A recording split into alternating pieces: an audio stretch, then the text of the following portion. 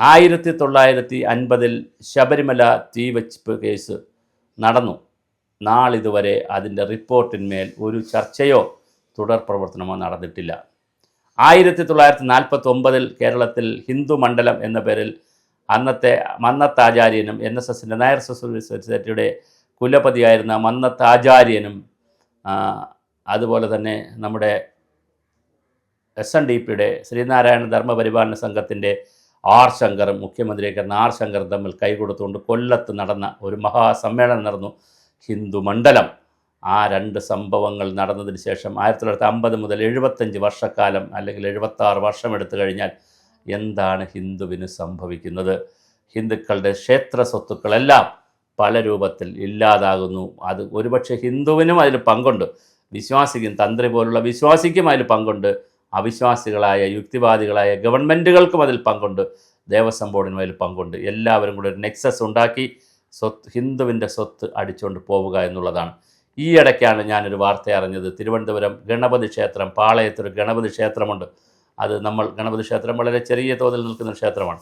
അതിൻ്റെ അടുത്താണ് മുസ്ലിം പള്ളിയുണ്ട്, അതിൻ്റെ അടുത്തൊരു ക്രിസ്ത്യൻ പള്ളിയുണ്ട്. ഇതൊരു മതമൈത്രിയുടെ മതേതരത്വത്തിൻ്റെ സ്ഥാനമായിട്ടൊക്കെയാണ് പറയുന്നത്. പക്ഷേ ആ മതേതരത്വത്തിന് ഹിന്ദുവിന് നൽകേണ്ടി വന്നത് 81 സെൻറ്റ് സ്ഥലമാണ്.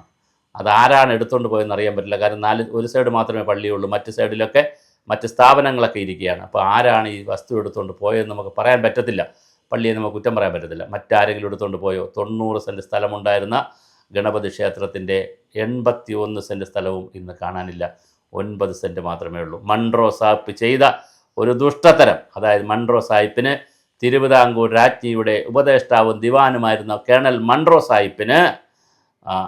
സാഹിബിന് കേരളത്തിലെ ക്ഷേത്രങ്ങളുടെ കൊള്ളയടിക്കുക. കാരണം അന്ന് ബ്രഹ്മസ്വത്തിനും ദേവസ്വത്തിനുമാണ് സ്വത്തുള്ളത്. ദേവസ്വത്തിന് വലിയ സ്വത്താണുള്ളത്. ആ സ്വത്തുള്ളപ്പോൾ തന്നെ ബ്രിട്ടീഷുകാർക്ക് കരം കൃത്യമായി തിരുവിതാംകൂറിൽ നിന്ന് കിട്ടാത്ത സാഹചര്യം വന്നപ്പോൾ, അങ്ങനെ ഒരു സാഹചര്യത്തിലാണ് മുല്ലപ്പെരിയാറും തമിഴ്നാട്ടിൽ നിന്ന് കരം കിട്ടാതെ വന്നപ്പോഴാണ് മുല്ലപ്പെരിയാർ പണിത് കൊടുത്തത്. അത് വേറൊരു ചതിയാണ്. ബ്രിട്ടീഷുകാരുടെ ചെയ്തിരിക്കുന്ന ചതികളുടെ കഥ പറഞ്ഞാൽ നമ്മൾ വെളുക്കാങ്കലം പറഞ്ഞാലും തീരത്തില്ല.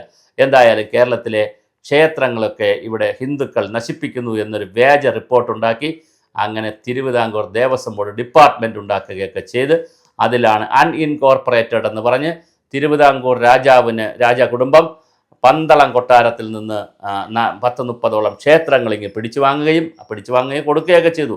അത് കൊടുക്കുകയും അതുപോലെ അത് റാണി ദേശക്കാരെ കൊണ്ട് അവിടെ ശബരിമലയിൽ പൂജയൊക്കെ നടത്തിപ്പൊക്കെ ചെയ്തിരുന്ന ഒരു പഴയ കാലമുണ്ട്. അന്ന് മുതൽ തന്നെ തിരുവിതാംകൂർ ദേവസ്വം ബോർഡിൻ്റെ കീഴിലുള്ള 1200 ക്ഷേത്രമാകട്ടെ, കേരളത്തിലുള്ള എല്ലാ ദേവസ്വം ബോർഡ്, തിരുവിതാംകൂറും ഗുരുവായൂരും കൂടൽമാണിക്യവും മലബാർ ദേവസ്വം ഉൾപ്പെടെയുള്ള 5 ദേവസ്വത്തിൻ്റെ കീഴിലുള്ള 5000-ലധികം ക്ഷേത്രങ്ങളാകട്ടെ, ഇതിൻ്റെ നടത്തിപ്പാകട്ടെ വലിയ ഗുരുതരമായ പ്രതിസന്ധിയിലാണ്. ക്ഷേത്ര സ്വത്തുക്കൾ ഒന്നൊന്നായി ഇല്ലാതാവുന്നത്. ക്ഷേത്രത്തിൻ്റെ വസ്തുവകകൾ, സ്ഥാവര ജംഗമ വസ്തുക്കൾ വ്യാപകമാണ് അന്യാധീനപ്പെട്ടത്. എത്ര കേസുകളാണ് കിടക്കുന്നത് ക്ഷേത്രത്തിൻ്റെ സ്വത്ത് എടുത്തുകൊണ്ട് പോയിട്ടുള്ളതിൻ്റെ, അല്ലെങ്കിൽ ക്ഷേത്രത്തിൻ്റെ പുറമ്പോക്ക് ഭൂമി എന്ന് പറഞ്ഞ് ക്ഷേത്രഭൂമിയെ കൊള്ളയടിച്ചതിൻ്റെ കഥയാണ് കിടക്കുന്നത്. ഇവിടെ മഹാമാഹങ്ങൾ നടക്കുന്നു, ഹിന്ദുവിൻ്റെ നവോത്ഥാനമൊക്കെ നടക്കുന്നു. അപ്പോഴും ഈ ക്ഷേത്രത്തിൻ്റെ ഭരണം ഹിന്ദുക്കൾക്ക് കൊടുക്കണമെന്നോ വിശ്വാസികൾക്ക് ഏൽപ്പിക്കണമെന്നോ ഒന്നുമല്ല നമ്മൾ, അല്ലെങ്കിൽ ഒന്നിൽ നിന്ന് ദേവസ്വം ബോർഡ് പിരിച്ചുകൊണ്ട് ഒന്നുമല്ല നമ്മൾ ഉദ്ദേശിക്കുന്നത്. പക്ഷേ വളരെ കൃത്യമായി വിശ്വാസി സമൂഹം അമ്പലങ്ങളുടെ ഇത് നടത്തുന്നത് എങ്ങനെ വരും എന്ന് നമുക്കറിയാൻ താല്പര്യമുണ്ട്. ഇതാ നോക്കൂ, ശബരിമലയുടെ വിഷയം നോക്കൂ, ഭയങ്കരമായി ഹൈപ്പുണ്ടാക്കിയ വിഷയം. 13 അടക്കം മുൻ ദേവസ്വം ബോർഡ് പ്രസിഡന്റിനെ അടക്കം അറസ്റ്റ് ചെയ്ത്, മുൻ മന്ത്രി അടക്കം ചോദ്യം ചെയ്ത് മൊഴിയെടുത്ത് പോയ ഒരു കേസ് ഇപ്പോഴിതാ ഓരോ ദിവസവും ആരിറങ്ങിക്കൊണ്ടിരിക്കുന്നു. നാളെ ഇപ്പോൾ 1-ാം പ്രതി ഉണ്ണികൃഷ്ണൻ പോറ്റിയും ഇറങ്ങാൻ സാധ്യതയുണ്ട്. എല്ലാവരും 90 ദിവസത്തെ സ്വാഭാവിക ജാമ്യത്തിൻ്റെ ആനുകൂല്യത്തിൽ ആളുകൾ ഇറങ്ങുന്നു. ഒരുപാട് പേരെ മാപ്പ് സാക്ഷികളാക്കിയിരിക്കുന്നു. രഹസ്യമായിട്ട് മൊഴികളെടുക്കുന്നു, അവരെ മാപ്പ് സാക്ഷികളാക്കുന്നു. ആരാണിനി പ്രതി? എവിടെയാണ് ഈ സ്വത്ത് കൊണ്ടുപോയത്? അയ്യപ്പൻ്റെ ഈ പണ്ടം എടുത്തുകൊണ്ട് പോയത്, അയ്യപ്പൻ്റെ ഈ സ്വത്ത് എടുത്തുകൊണ്ട് പോയത് എവിടെയാണ് കൊണ്ടുപോയിരിക്കുന്നത്? ഈ മോഷണദ്രവ്യം കൊണ്ടുപോയത് എവിടെ? ആർക്ക് കൊടുത്തു എന്നുള്ള ചോദ്യം ഇല്ല. നിങ്ങൾ ആലോചിച്ച് നോക്കൂ, ഇത് ഹിന്ദു സമൂഹത്തിൻ്റെ പുറത്ത് മാത്രമേ ഇത് നടക്കുകയുള്ളൂ. കോടതിയും ഈ സംവിധാനങ്ങളും സർക്കാരും എല്ലാവരും ഇത് കണ്ടില്ല കേട്ടില്ല. ഇടതുപക്ഷ ജനാധിപത്യ മുന്നണിയുടെയും CPM-ൻ്റെയും പിണറായി സർക്കാരിൻ്റെയും കുറേ നേതാക്കൾ, CPM-ൻ്റെ കുറേ നേതാക്കൾ ഇതിനകത്ത് പെട്ടുപോയതുകൊണ്ട്, ദേവസ്വം ബോർഡിൻ്റെ ഭാഗമായി പെട്ടുപോയതുകൊണ്ട് അവരും ഇതിനകത്ത് എങ്ങനെയും ഇത് വെളുപ്പിച്ചെടുക്കാൻ വേണ്ടി നടക്കുന്നു. SITയുടെ മുകളിൽ വലിയ സമ്മർദ്ദം കൊടുക്കുന്നു. കോൺഗ്രസ്സുകാർ സോണിയാഗാന്ധിയും അടൂർ പ്രകാശും ബെന്നി ബെഹനാനുമൊക്കെ ഫോട്ടോകളിൽ വന്നപ്പോൾ അവരും ഒന്ന് ചുരുങ്ങി. ഈ BJPക്കാർ എന്താണെന്ന് മനസ്സിലാക്കുന്നില്ല. അവർ ഈ വിഷയത്തിൽ ഇടയ്ക്കിടയ്ക്ക് വന്നിങ്ങനെ തല പൊക്കും, വീണ്ടും തല താഴ്ത്തിപ്പോവും. ഒരു ശക്തമായ സമരത്തിലേക്കോ പരിപാടിയിലേക്കോ BJPയും പോകുന്നില്ല. അപ്പോഴിത് ആരാണ് ഇത് ഏറ്റെടുക്കുന്നത്? നാമജപ ഘോഷയാത്ര ശബരിമലയിലെ കാലത്ത് സ്ത്രീകളെ കയറ്റുന്നതുമായി ബന്ധപ്പെടുത്തിയ കാലത്ത് നാമജപ ഘോഷയാത്ര നടത്തിയ വലിയൊരു സമൂഹം ഇവിടെയുണ്ട്. അവരും അന്നത്തെ കേസ്, അന്ന് 10,000-കണക്കിന് ആളുകൾക്കാണ് കേസ് വന്നത്. ഇന്നും ചെറുപ്പക്കാർക്കൊന്നും പുറത്തു പോകാൻ കഴിയാത്ത രീതിയിൽ കേസ് കിടക്കുകയാണ്. അതുകൊണ്ടൊക്കെ ആയിരിക്കാം ഹിന്ദു സമൂഹം തളർന്നു പോയിരിക്കുകയാണ്. ഞങ്ങളെപ്പോലുള്ളവർക്ക് ഇത് പറയാനും ഉണർത്തിക്കാനും കഴിയുന്നുള്ളൂ എന്നുള്ള ഒരു ഗതികേടുമുണ്ട്. പക്ഷേ വളരെ മോശമാണ് ഹിന്ദു സമൂഹത്തിൻ്റെ ഇപ്പോഴത്തെ അവസ്ഥ. എന്തായാലും ശബരിമല ക്ഷേത്രത്തിൻ്റെ ഈ കൊള്ള പിടിക്കുമെന്നുള്ളതിന് യാതൊരു തെളിവുമില്ല. അത് ഓരോ ദിവസം കഴിയുന്തോറും ഡൈല്യൂട്ടായി പോകുന്നു. ഇനി ഏക പ്രതീക്ഷ ED ആണ്. അതുപോലെ തന്നെ ഹൈക്കോടതിയിൽ കിടക്കുന്ന കേസിൽ CBI വരുമോ എന്നുള്ളൊരു പ്രതീക്ഷയുണ്ട്. അതുകൊണ്ട് പ്രതീക്ഷ അസ്തമിക്കുന്നില്ല. പ്രത്യേകിച്ച് അയ്യപ്പൻ്റെ വിഷയമായതുകൊണ്ട് തന്നെ അയ്യപ്പൻ്റെ പണി ചെയ്യും. അല്ലെങ്കിൽ ഉത്രനാളിൽ തന്ത്രി അകത്ത് കിടക്കുകയും വിളക്കിൻ്റെ ദിവസം മറ്റൊരു Devaswom board member KP Sankaradas ജയിലിൽ പോവുകയൊക്കെ ചെയ്യില്ലല്ലോ. അപ്പോൾ എന്തായാലും തീർച്ചയായിട്ടും ഇതിൻ്റെ കർമ്മത്തിനൊരു ഫലമുണ്ടാകുമെന്ന് നമുക്ക് പ്രതീക്ഷിക്കാം. അപ്പോഴും നമ്മുടെ സംവിധാനങ്ങൾ എങ്ങോട്ടാണ് പോകുന്നത്? ഹിന്ദുവിൻ്റെ പ്രതി കാണിക്കുന്ന ഈ തോന്നിയവാസം ചോദിക്കാനും പറയാനും ആരുമില്ല എന്നുള്ള ഒരു സ്ഥിതിയിലേക്കാണ് കാര്യങ്ങൾ പോയിക്കൊണ്ടിരിക്കുന്നത്.